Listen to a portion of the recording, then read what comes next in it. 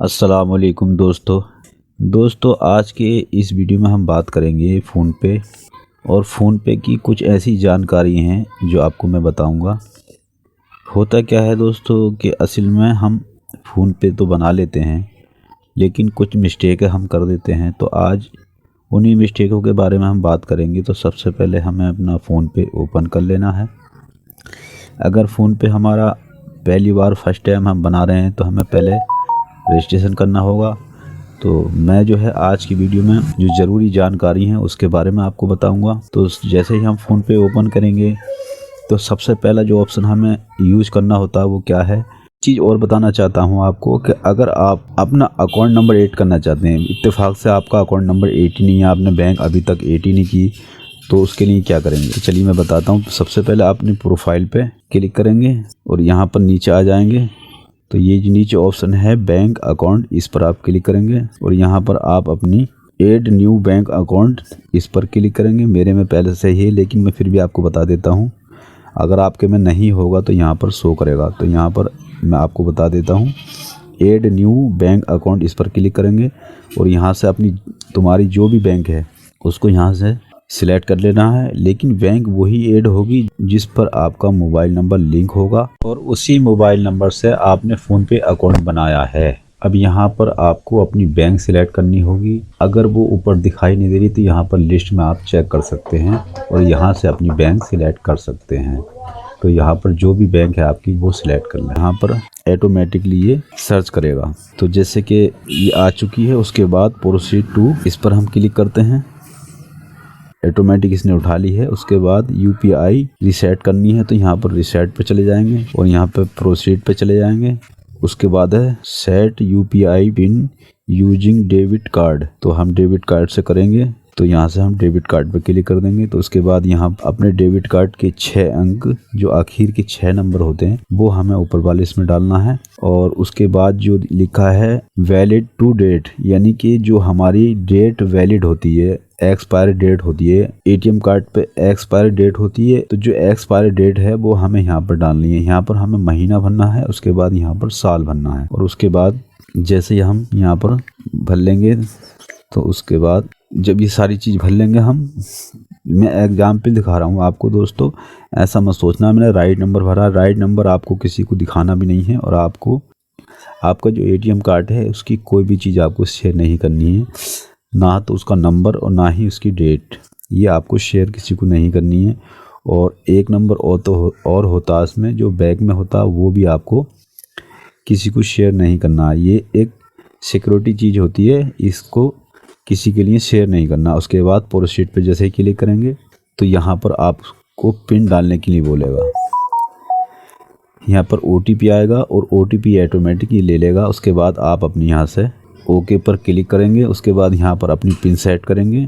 उसके बाद फिर यस करेंगे। उसके बाद यहाँ पर कन्फर्म पिन डालेंगे। यहाँ पर आपकी जो पिन है वो रीसेट हो जाएगी। तो इस तरह से आपको अपनी पिन रीसेट करनी है और अपना बैंक अकाउंट जो है फ़ोनपे से जोड़ लेना है।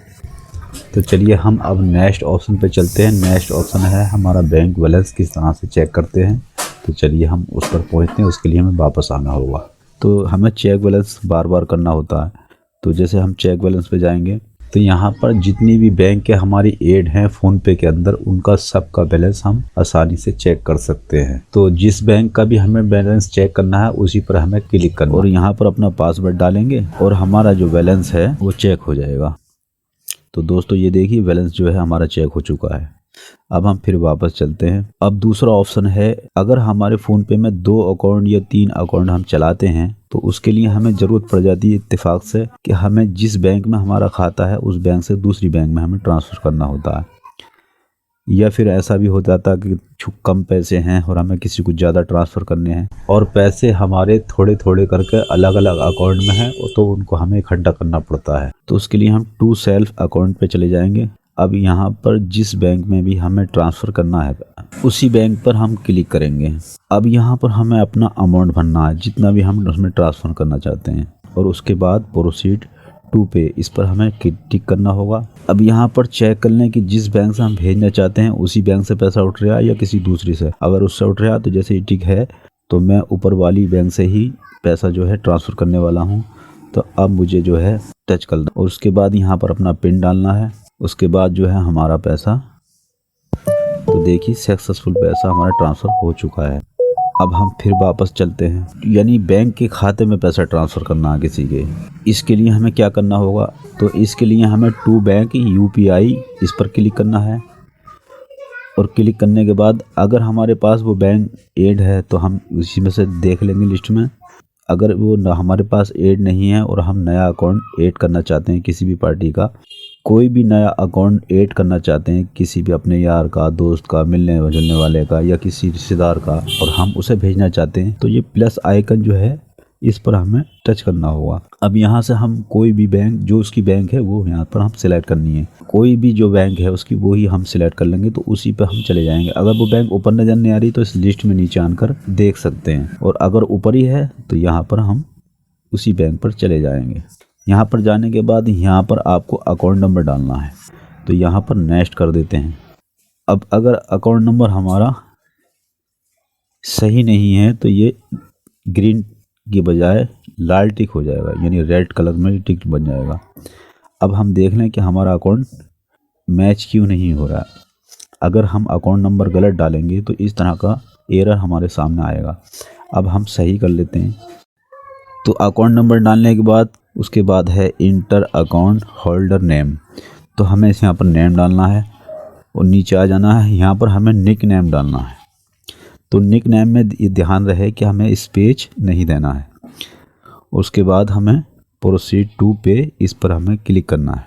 अब हमें उस लिस्ट में जाना है, तो हम उसी बैंक को तलाश कर लेते हैं। यहाँ पर सर्च भी कर सकते हैं, 2-4 अक्षर डाल के जैसे ही सर्च करेंगे तो वो सर्च हो जाएगी।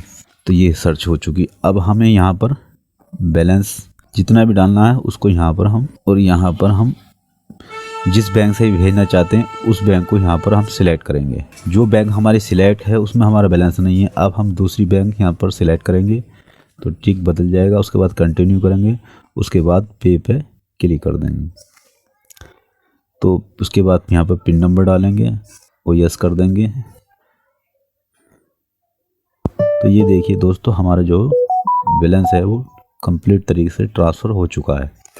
अब हम इसका स्क्रीनशॉट लेना चाहते हैं तो वो यहाँ से ले सकते हैं, नहीं तो डायरेक्टली यहाँ से इसको शेयर भी कर सकते हैं।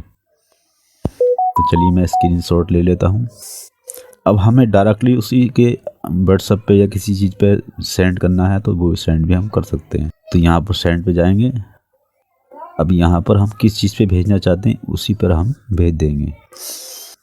इससे क्या होता है, इससे जो है हमारा प्रूफ हो जाता है कि हमने पैसा तुम्हारा डाल दिया, अब आप इसको चेक कर लें। तो स्क्रीनशॉट का मतलब ये होता है कि एक प्रूफ होता है। तो चलिए इसको सेंड कर देते हैं। तो ये सेंड भी हो चुका है। ये था बैंक द्वारा पैसा ट्रांसफ़र करने का तरीका। अब जो तरीका बचा वो है कि हम मोबाइल नंबर के द्वारा जो ट्रांसफ़र किसी को करते हैं तो वो यहाँ पर जाना होगा और यहाँ पर हमें मोबाइल नंबर डालना होगा। तो ऑटोमेटिक उस बंदे का नाम यहाँ पर आ जाएगा, तो उस पर हमें क्लिक करना होगा। तो जैसे ही क्लिक करेंगे तो ये हमें अमाउंट भरने के लिए बोलेगा। इस तरह का हमारे सामने खुलेगा। तो यहाँ पर हमें अमाउंट भर लेना है जितना भी, उसके बाद पे क्लिक कर देना है। उसके बाद पिन पासवर्ड डालेंगे तो यहाँ से हमारा जो पैसा है वो ट्रांसफ़र हो जाता है। अब आखिरी चीज़ बची पैसे ट्रांसफ़र करने की, तो वो है स्कैनर द्वारा जो हम किसी को भेजते हैं। तो हमें ऊपर जो ऊपर दिखाई दे रहा है, तो सबसे ऊपर जो है स्कैनर, इस पर हमें टिक करना है। और टिक करने के बाद अब यहाँ पर अगर स्कैनर हमारे सामने है तो स्कैनर ले सकते हैं। और किसी ने व्हाट्सएप द्वारा या किसी मैसेज द्वारा हमें भेजा है तो उसके लिए हमें क्या करना होगा, उसके लिए हमें ये जो फाइल का निशान है नीचे स्कैनर के, इस पर हमें टिक करना है। जैसे ही हम टिक करेंगे तो ये हमारा गैलरी पे चला गया है। अब हमें इसमें देख लेना है कि हमारा जो वो है वो कहाँ है। तो स्कैनर मेरा ये है, तो हम इसी पर क्लिक करेंगे। तो ये देखो ऑटोमेटिक इसने उठा लिया है। अब यहाँ पर हमें अमाउंट भरना है, उसके बाद डन कर देना है। उसके बाद प्रोसीड टू पे क्लिक कर देना है। जिस बैंक से भी हमें भेजना है उसे सिलेक्ट कर लेना है और उसके बाद पे टू पे क्लिक कर देना है। तो इस तरह से हम स्कैनर से पेमेंट किसी को कर सकते हैं। अब आते हैं वापस, तो नीचे आ जाते हैं। तो हम मोबाइल रिचार्ज भी यहाँ से कर सकते हैं। जो पहला ऑप्शन है इससे मोबाइल रिचार्ज कर सकते हैं। उसके बाद DTH उसका भी हम रिचार्ज कर सकते हैं। तो मोबाइल रिचार्ज करने के लिए यहाँ जैसे हम क्लिक करेंगे तो देखो जो भी मोबाइल अगर किसी का है हमारे पास तो वो यहाँ पर हम सिलेक्ट कर लेना, नहीं तो सर्च में तो ये जो ऊपर जो है सर्च बाय नंबर, यहाँ पर हम नंबर डालेंगे और इस पर क्लिक कर देंगे। अब यहाँ पर हम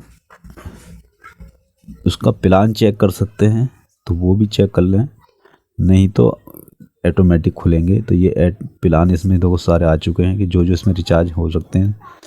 तो जो करंट में प्लान अगर चल रहा है तो वो सबसे ऊपर आएगा, तो हम उसी पर क्लिक करेंगे, प्रोसीड टू पे, इस पर हम चले जाएंगे। तो हमारा जो है जैसे कि मैंने पीछे बताया कि हमें पिन पासवर्ड डालना होता है, उसके बाद हमारा रिचार्ज हो जाता है। इसके बाद फिर वापस चलते हैं। अब हमें DTH का रिचार्ज करना तो हम इस पर क्लिक करेंगे। तो यहाँ पर हम जो भी DTH है अगर हम पहले से किसी पे रिचार्ज करते थे तो उसमें से सिलेक्ट कर लेंगे, नहीं तो यहाँ पर हम कंपनी नीचे आ जाना है और यहाँ पर जिस कंपनी की हमारी डिश है उसी कंपनी पे हमें चले जाना है। तो जैसे कि हमारे दिशा TV है तो इस पर चले जाना है और यहाँ पर रजिस्ट्रेशन मोबाइल नंबर डाल सकते हैं या फिर जो डिश का नंबर है वो डाल सकते हैं। तो उसके बाद कन्फर्म पे क्लिक करेंगे। अगर यह नंबर हमारा डिश के अंदर रजिस्टर्ड होता तो ऑटोमेटिकली ये उठा लेता, और ये नहीं उठा तो अब हम यहाँ पर नंबर भी डाल सकते हैं। तो इस तरह से हम डिश का रिचार्ज भी कर सकते हैं। अब वापस चलते हैं। उसके बाद है इलेक्ट्रिसिटी बिल यानी बिजली का बिल। तो अब यहाँ पर हमें ध्यान देना है कि यहाँ पर जो भी हमारा वितरण है उसको हम देख लेना था।